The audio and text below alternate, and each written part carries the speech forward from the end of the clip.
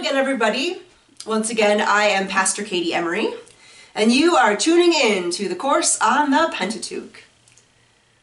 The last lecture, we focused on an overview of sort of what the Pentateuch is, and this lecture will focus on the first book in that collection, Genesis.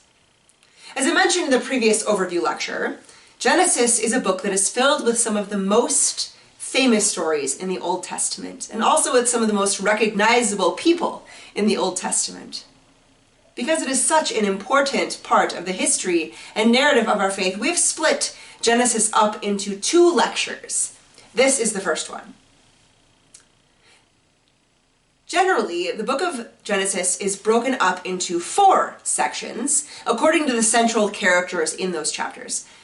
I will introduce you to the first 2 sections in this lecture, and then the last 2 sections in the next lecture. So let's jump right in. In the beginning. Hey, that's even how the book starts. In the beginning of the Bible, the beginning of Genesis, we start with the traditional story of the beginning of the world.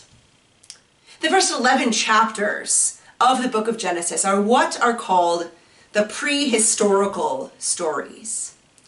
That is, the stories which tell about the world before there is written history.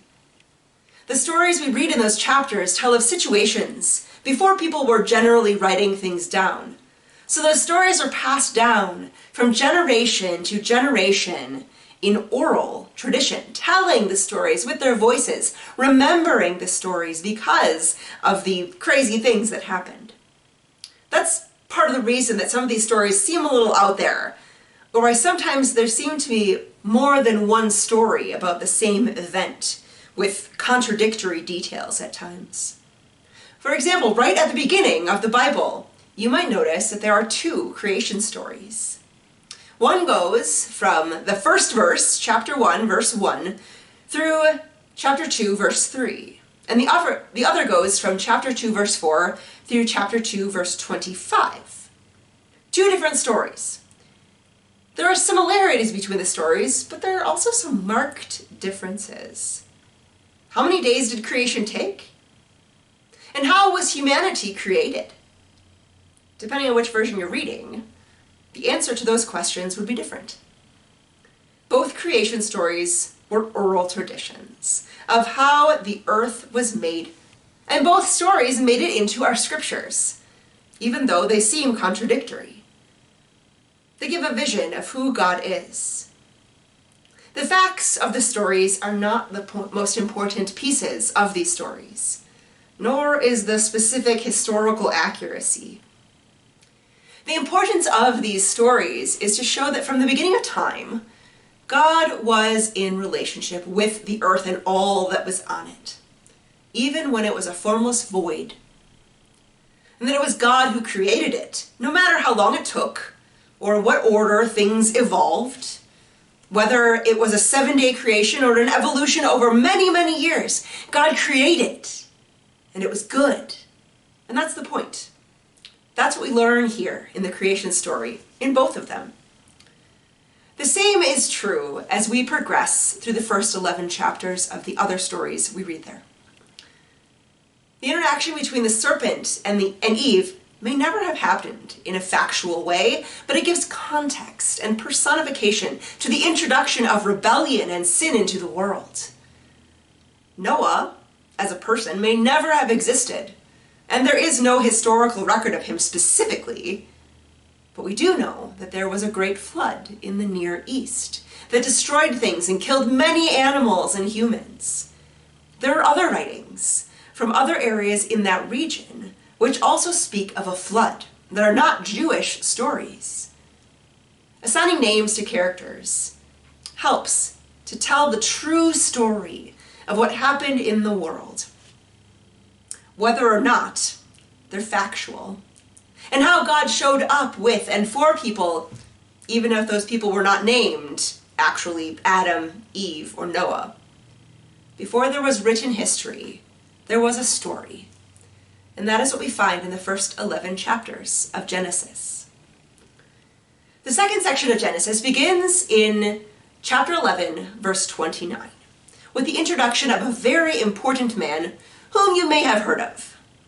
Abram, or Abraham, and his wife Sarai, or Sarah. This is where the historical characters begin to show up. Abram, or Abraham, as he will later be renamed by God, is thought to be the first biblical character who is historically accurate. And chapters 12 through 25 of Genesis focus on his life, sure, but most especially on the covenant God makes with him and his ancestors.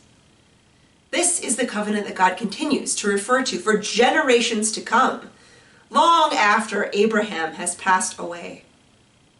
The first reference to this covenant is found in the first encounter between God and Abram in chapter 12. God promises to Abram that he will be given land and many descendants. Both of these things are integral to the perpetuation of a familial line, neither of which does Abram have at the time. So God tells him to leave where he is currently living, pack everything up, and go, quote, to a place where I will show you, unquote. And there he will receive what any man at that time would have hoped for: land and offspring. So Abram sets out to this unknown land with nothing but his wife, a few possessions, and this promise from God in hand. After a while, Abram and Sarai both get a little impatient about God not having followed through on his promises yet. They have no land, and they have no children, and they are getting old. So once again, Abram has a conversation with God about this promise. God reassures him of the promise, and this time God makes a covenant with Abram. Not just a promise, but a relational guarantee that God will do what God said. God tells Abram to cut animals in two, and then God puts Abram to sleep. God passes a smoking fire pot and a flaming torch between those pieces of animal. This seems like a weird thing to ask Abram to do, to us anyway. But at that time, it was a way of making a covenant. The two parties making the promise walk through the pieces of the animals with that smoking fire pot and flaming torch to seal the covenant, implying that if either party breaks their part of the covenant, they will be, as the animals, cut into. It's a pretty serious promise. A blood oath, one might even say. The interesting thing about this story is that God is the only one who makes the covenant and who is held accountable to the promise made. Since Abram was sleeping, God enters into a covenantal, a relational promise with Abram. Abram is not held accountable to doing things. Only God will be punished if he falls. So, it's pretty serious business. After Abram wakes up and tells Sarai about what happens, Sarai is unconvinced, even still, that she will have children, and then commands Abram to have a child with Sarai's slave girl, Hagar. From this union, Ishmael is born, and this is whom the Muslims trace their lineage. But God meant for Abram and Sarai to have a child together. And a few chapters later, Sarah, as her name is changed to at this point, gives birth to Isaac. And that is who we trace our ancestral lineage through. God follows through on the promises God makes, even when it takes longer than Abraham or we would like. That's the moral of the story here. After Isaac is born, Ishmael is sent away.